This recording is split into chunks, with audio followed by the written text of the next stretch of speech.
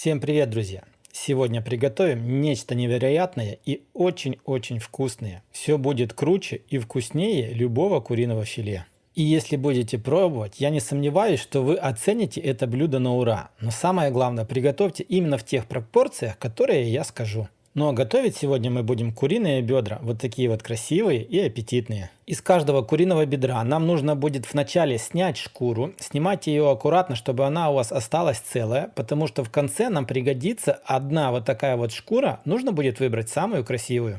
После того, как вы сняли шкуру, из куриного бедра нужно достать косточку. Делайте это аккуратно, таким образом, чтобы когда будете разрезать, ваше мясо не повредилось. Оно у вас осталось одним цельным большим пластом. Главное просто вынуть косточку. После того, как вы вынули косточку, ее не выбрасываем, она нам еще пригодится. Если в мясе остались еще небольшие косточки, их нужно будет просто вырезать. Ну и вот посмотрите, после того, как вы вырежете, у вас должен будет получиться вот такой вот кусок мяса. Откладываем все мясо в отдельную глубокую тарелку. Ну а косточки тоже откладываем в другую тарелку. С остальными кусками бедер, которые вы для себя приготовили, у меня их сегодня будет 5 штук, делаем все точно так же. Так, что делать с косточками и со шкурой, решать только вам. Напоминаю, одну шкуру нам нужно будет использовать в этом блюде. С остальными, что хотите, то и делайте. Все по вашему усмотрению. Ну и вот посмотрите, вот такие вот куски мяса у меня получились. Получились они, можно сказать, такими большими пластами. Это так должно и быть. Если будут слишком большие, их нужно будет поразрезать пополам. Но дальше нам его нужно будет все хорошо замариновать. Итак, сразу же к мясу добавляем 1 чайную ложку соли без горки. Затем хорошо все поперчим. Перец добавляйте по своему вкусу, кто сколько любит. Еще добавляем 1 чайную ложку копченой паприки. Если у вас нету копченой паприки, добавляйте обыкновенную, но с копченой вкус немного другой. Дальше добавляем 2 столовые ложки соевого соуса. Добавляем примерно 2-3 столовые ложки майонеза обыкновенного, с ним вы точно не переборщите. И 1 столовая ложка обыкновенного кетчупа к шашлыку. В самом конце берем 2 зубчика чеснока, их нужно будет пропустить через чесночный пресс или очень хорошо измельчить ножом.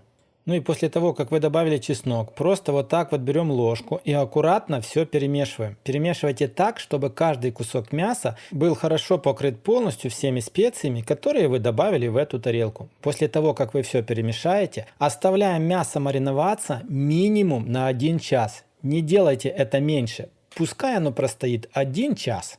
Выбираем один очень красивый кусок шкуры, который вы снимали с этих бедер, и вот таким вот образом нам его тоже нужно будет положить наверх, обмазать с 2 сторон вот этим маринадом, и пускай она тоже маринуется вместе с мясом. Через час берем 1 луковицу, выбирайте самую большую, которая у вас есть, и ее нужно будет разрезать на 3 кольца.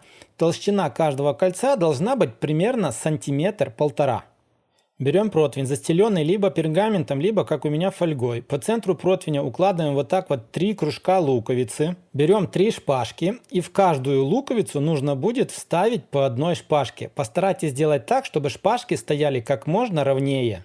Берем мясо, которое у нас уже хорошо промариновалось, и накалываем таким образом, чтобы каждый кусок равномерно налезал на полностью все 3 шпажки. Все остальные куски накалываем поочередно друг на друга, но постарайтесь сделать так, чтобы ваша башенка, которая у вас будет получаться, была ровной, и каждая луковица была хорошо покрыта мясом. Ну а на самую верхушку башни из мяса, которая у вас получается, нужно будет наколоть шкуру и равномерно распределить ее по самой верхушке.